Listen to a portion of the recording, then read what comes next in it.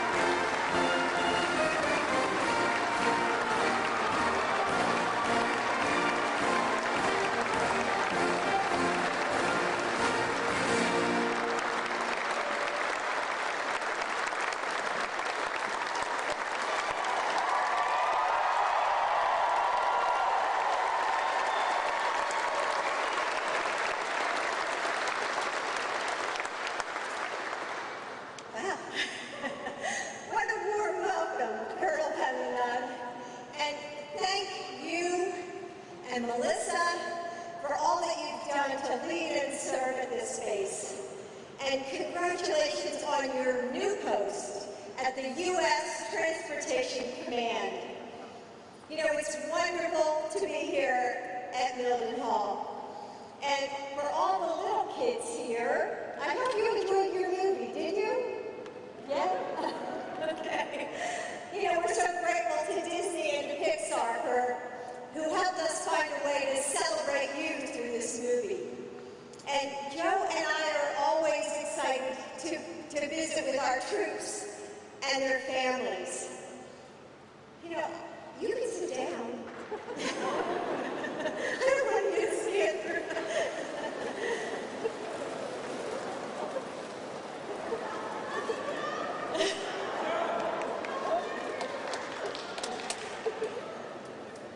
Joe, pay attention.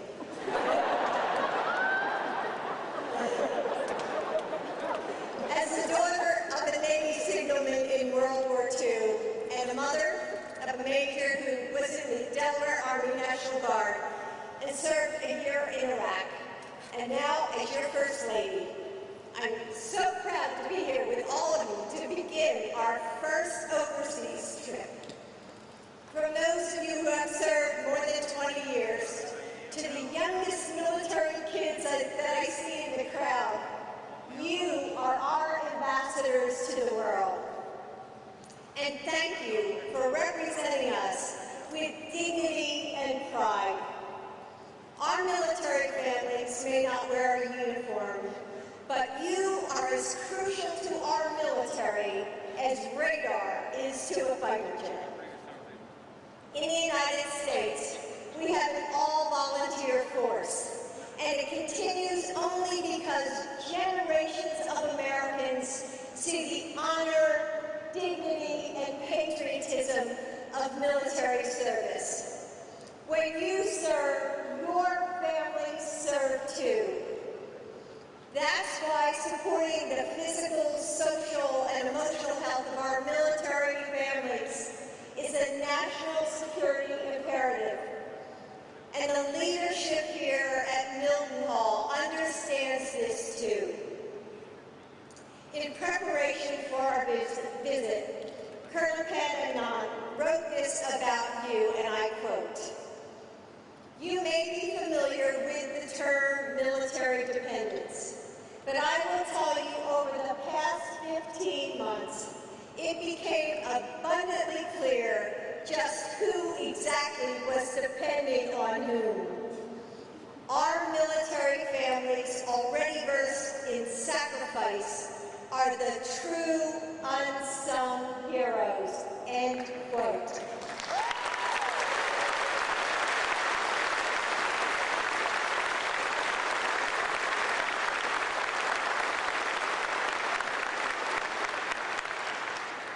And the Colonel's right, you are heroes. And you're Commander-in-Chief, and I believe that as well. And that's why supporting you is so personal to us and one of my top priorities.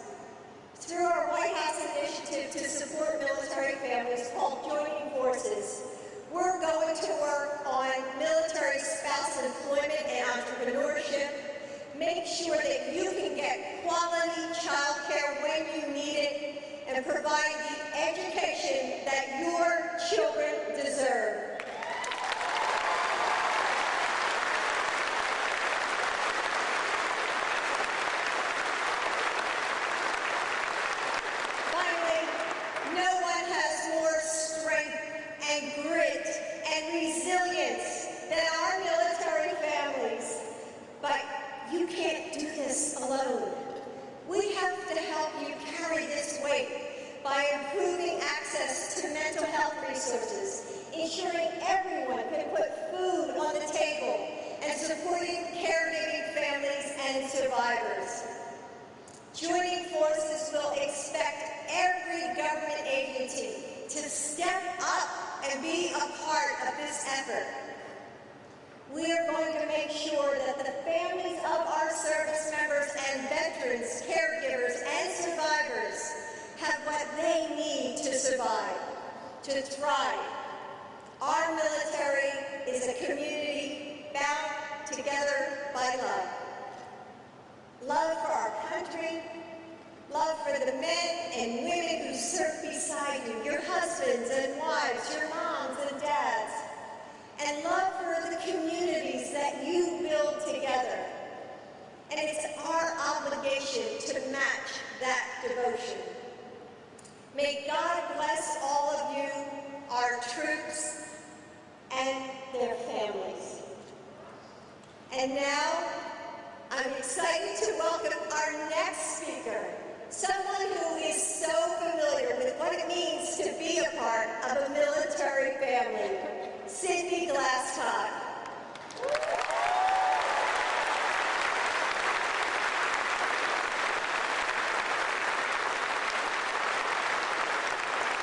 Cindy, I know growing up as the child of two service members comes with challenges, but it's also helped you to become the person you are today. Someone with a broad and beautiful perspective of the world, who is able to weather change and uncertainty. I hope that you know how special you are, and we are so grateful for your and your family's service. So, Cindy.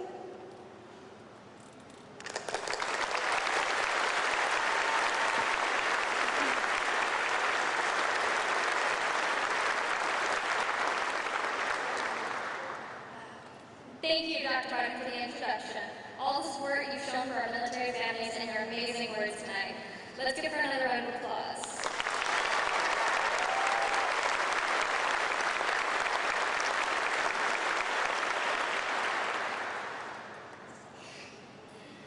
Good evening. I'm Cindy Glasscock, and as a military child for my whole 14 years, I can appreciate what the words military family really mean. With both my parents actively serving in the military, my mom is a command chief, and my dad currently deployed, I understand that military family involves more than just my family unit, but rather everyone in this room. Even if those of us here tonight don't share the same last name or bloodline, we always step up for one another at any given time. That's what makes each of you so special. That's what defines us as a military family. And that's what makes me incredibly proud to share this community with our next guest. Ladies and gentlemen, let us welcome our Commander-in-Chief, the President of the United States, Joe Biden.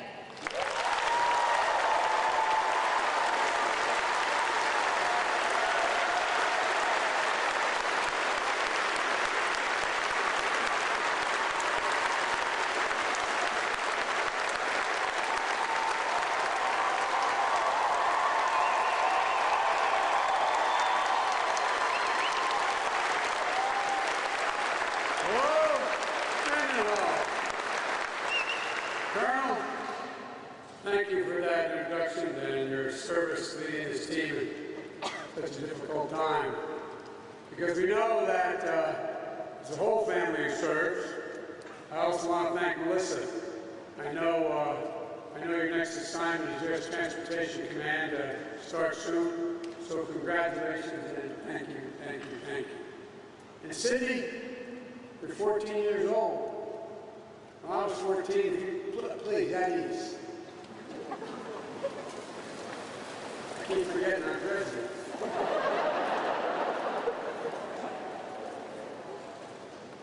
When I was 14 years old, I would have been, this is so much, scared to death to stand up in front of a microphone with a large crowd or a small crowd. See, when I was a child, I used to stutter that, for real. I had great difficulty speaking in front of people. And so I expect that when you're president, you'll remember me. You're really quite a polished young woman. Thank you. I know it's got to be hard to have your dad deployed in Afghanistan and also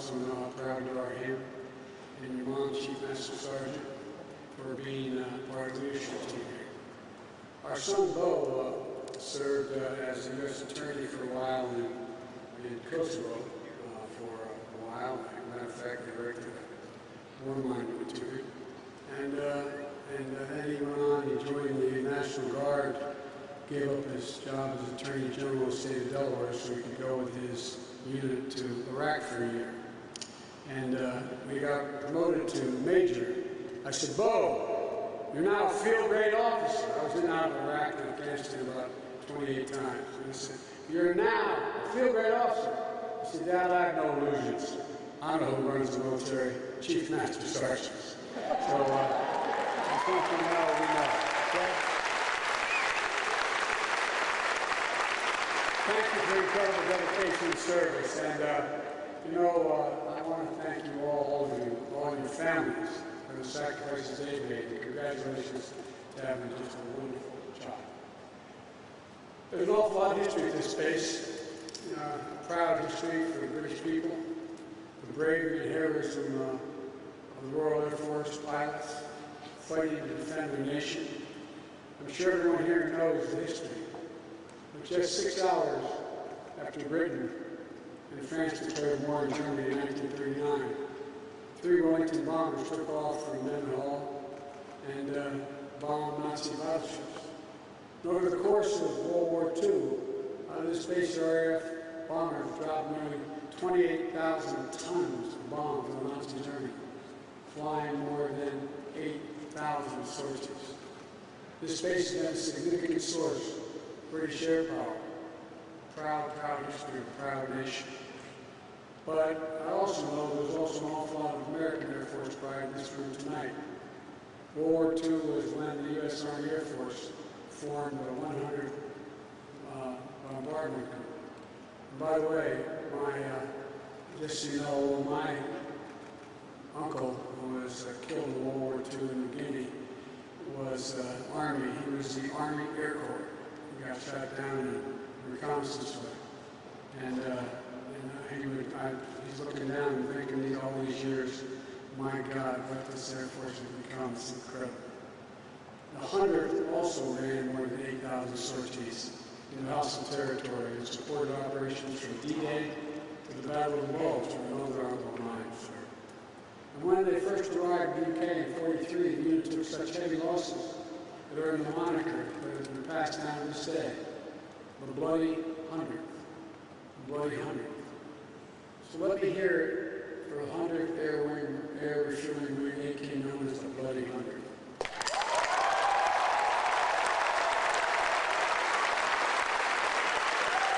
And what about 352nd Special Operations Wing? There's Team Reconnaissance, members of the Air Mobility Command. Do we have any folks here from the 48th Fighter Wing over RAF? By the way, let go. I think maybe the 501st Combat Support Wing from RAF Alconbury. And this may be a historic first in Air Force Base right here. There just might be a few members of the United States Army here tonight with us. Come on, man. To all of you airmen and soldiers, I want to say thank you. We owe you. We're so damn proud of you. So proud. And I only wish my major was here to thank you as well. Thank you for everything you do, everything you are. There's nothing that Jill and I enjoy more than spending time with our troops and their families wherever we go in the world. I had the great honor of being in and out of Afghanistan and Iraq well over 27, 28 times. I think Jill's the only second lady in American history that's gone into a war zone, into Baghdad with me as well. You're the best of our country. That's not hyperbole. You're the ones who sign up and run toward danger when duty calls. Less than 1% of Americans make the choice that you make, that you made. But the rest of us, the other 99% of us, we owe you. We owe you big. I've long said that as a nation, we have many obligations, but we only have one truly sacred obligation. Only one.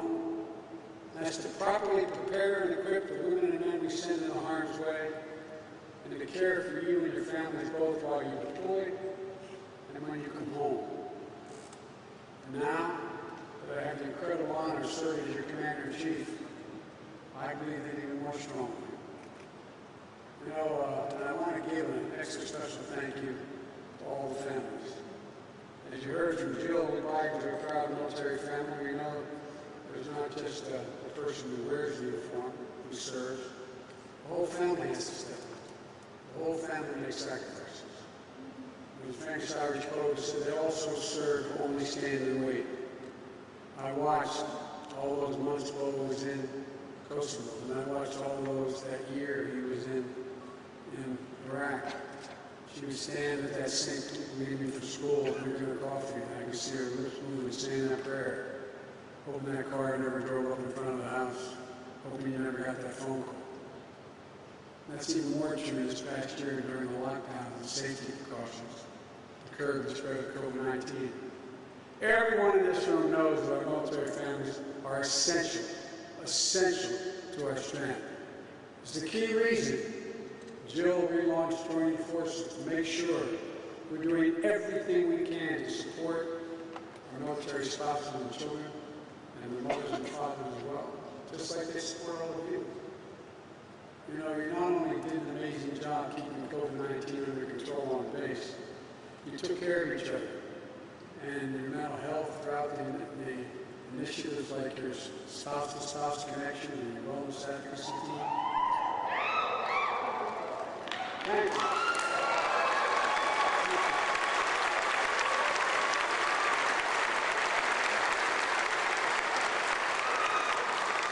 As you all know, this is a team sport. And my mother killed me if you were here. She said, Joey, you shouldn't fight. I should have turned around and apologized for my back to you. I apologize. I figured out how to turn it 360. Folks, thousands of hours spent volunteering to make sure everyone got through this. It was so important. I know that these last 15 months added a lot of new pressure. But all of you rose to the task together as one team. Team Mildenhall. And you never let up on your mission. And I'm so proud to be here with all of you to kick off my first overseas trip as president. I've been in and out here many, many times. I've visited well over 100 countries as president or chairman of the Foreign Relations Committee, or as vice president or chairman of the Foreign Relations Committee. This is my first overseas trip as president of the United States. I'm heading to the G7, then to the NATO Ministerial, and then to meet with Mr. Putin to let him know what I want him to know.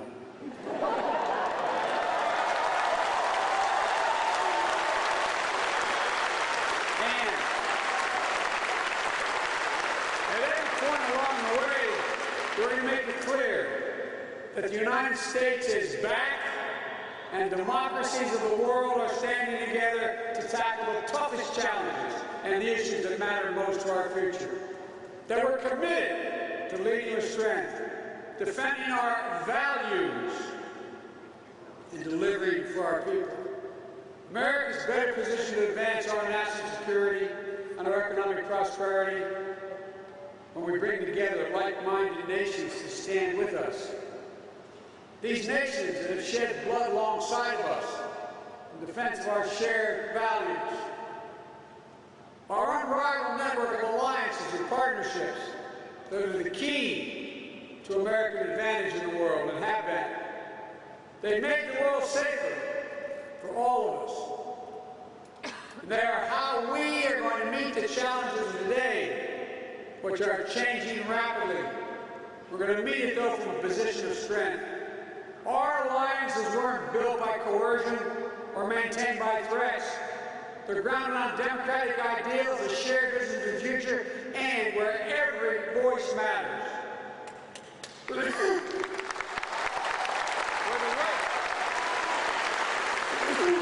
rights of all people are protected.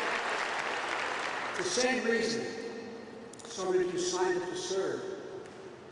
proudly defend and honor the democratic values that are the wellspring of our national strength. If our British friends will excuse me quoting the Declaration of Independence, America is unique in all the world, and that we are not formed based on geography or ethnicity or religion, but on an idea. An idea. The only nation in the world founded on the notion of idea. We hold these truths to be self-evident, that all men and women are created equal, endowed by their Creator with certain inalienable rights, including life, liberty, and the pursuit of happiness. We mean it. No nation can defeat us as long as we stick to our values.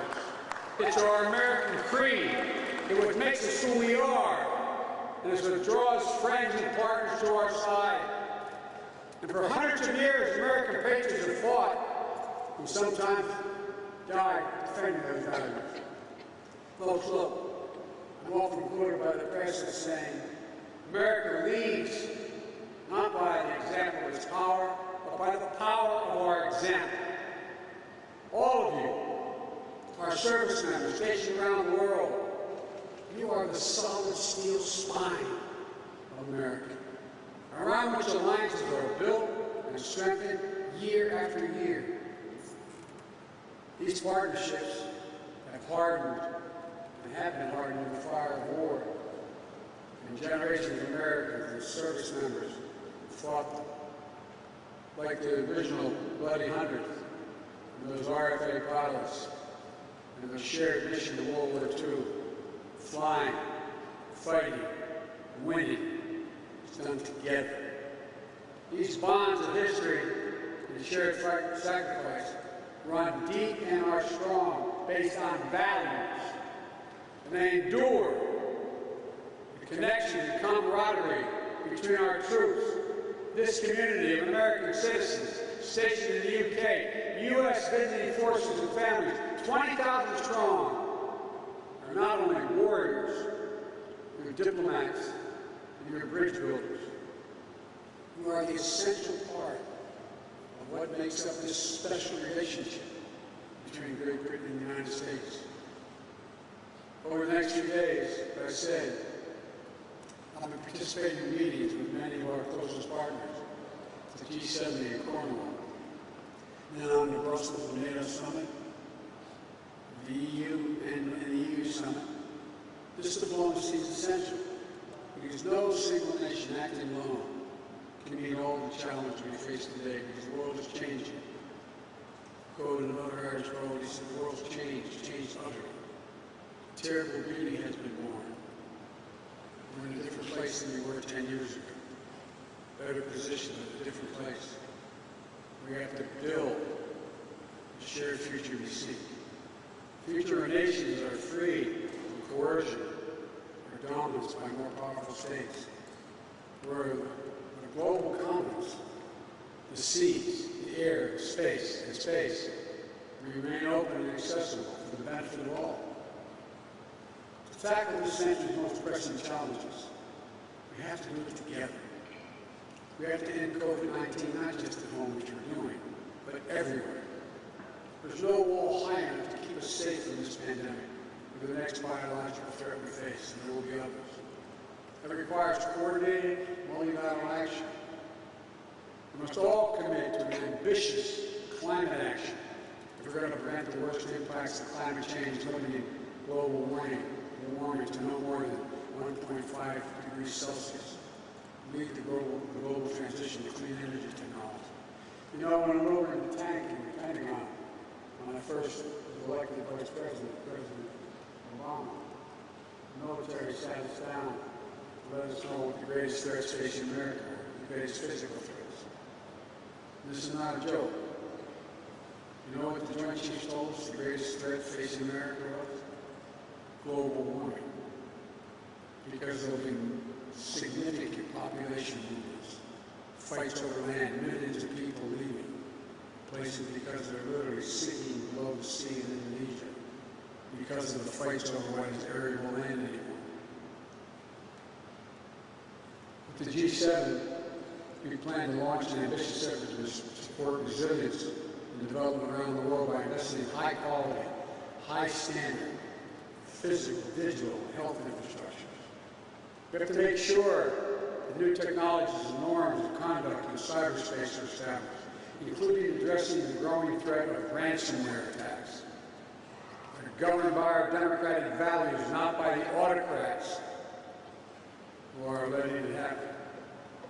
These are all critical national security issues in 2021. We're going to be driving this agenda together with our G7 partners. In Brussels, I'll make it clear that the United States' commitment to our NATO alliance in Article 5 is rock solid. It's a sacred obligation we have under Article 5. The U.S. and the U.K. are both founding members of NATO, the strongest military and political alliance in the history of the world, and that's not hyperbole. Our troops have stood shoulder to shoulder around the world, including serving bravely in the mountains of Afghanistan for the past 20 years. Our NATO allies have had our backs when it mattered, just like we've had theirs when it's mattered. And now we need to modernize our alliance, investing in our critical infrastructure, our cyber capabilities, and to keep us secure against every threat we've faced over the last decade and the new challenges we're about to face as well. With the European Union leaders, I'll discuss how the United States can work with Europe to address the full range of issues required the full strength of our transatlantic partnership, including working together to shape the new rules for the 21st century economies. And only after these meetings with our closest democratic partners to develop a common agenda and a renewed purpose, I'll travel to Geneva to sit down with the man I spent time with before, President Vladimir Putin. We're not seeking conflict with Russia. We want a stable, predictable relationship. Our two nations share incredible responsibilities, and among them, ensuring strategic stability and upholding arms control agreements. I take that responsibility seriously. But I've been clear, the United States will respond in a robust and meaningful way when the Russian government engages in harmful activities. We've already demonstrated that. I'm going to communicate that there are consequences for violating the sovereignty of democracies in the United States and Europe and elsewhere. I'm going to be clear that the transatlantic alliance will remain vital, a vital source of strength for the UK, Europe, and the United States. I'm going to make sure there's no doubt as whether the United States will rise in defense of our most deeply held values and our fundamental interests. Here's why this all matters so much right now. I believe we're at an inflection point in world history, a moment where it falls to us to prove that democracies will not just endure, but they will excel as we rise to seize the enormous opportunities of the new age. We have to discredit those who believe that the age of democracy is over, as some of our fellow nations believe. We have to expose as false the narrative that the decrees of dictators can match the speed and scale of the 21st challenges. You know, and I know, they're wrong. But it doesn't mean we don't have to work harder than ever to prove that democracy can still deliver for our people. But many who think things are changing so rapidly, democracies cannot get together and form a consensus to respond like autocrats can. And you know better than anyone that democracy doesn't happen by accident. We have to defend it. We have to strengthen it, renew it. And I know that the American people are up to this job. I know because I look around this hangar. What I see is I see America. I see America, people with different backgrounds, coming together in a shared mission. Our democracy has never been perfect. Never been perfect.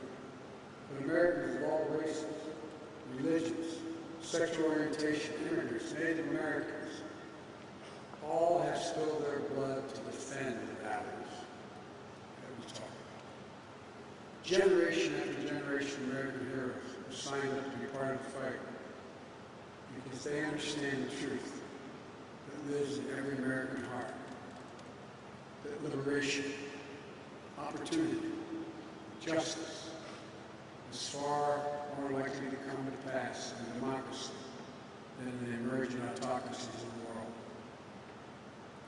I promise you, that's what this is going to be all about for your generation and that of your children. And here's what else I know beyond a doubt. There's not a single thing, nothing beyond America's competence to accomplish when we do it together, when we do it as one people. You're proof of that.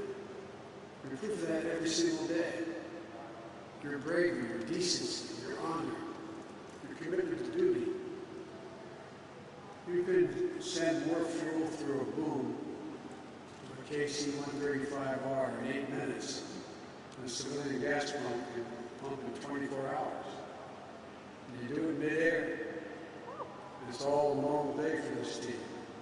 So don't tell me we can't win our race to the future across the board. We're the country that cracked the physicals and the physics of human flight, then crashed through the sound barrier, then put a man on the moon and flew a helicopter on Mars. I could go on and on and on. There's nothing beyond our capacity. So I want to thank you again for welcoming Jill and me today. It's great to be here in the UK. It's great to be here seeing you first. Seeing all of you is the best possible way to start this trip. But let me end where I began by saying thank you. I mean, from the bottom of my heart, I gave my word. Thank you all for what you do. Thank you all for your understanding that we're a nation based on values. Thank you all for protecting us. May God bless you all, and may God protect our troops. Thank you, and God bless.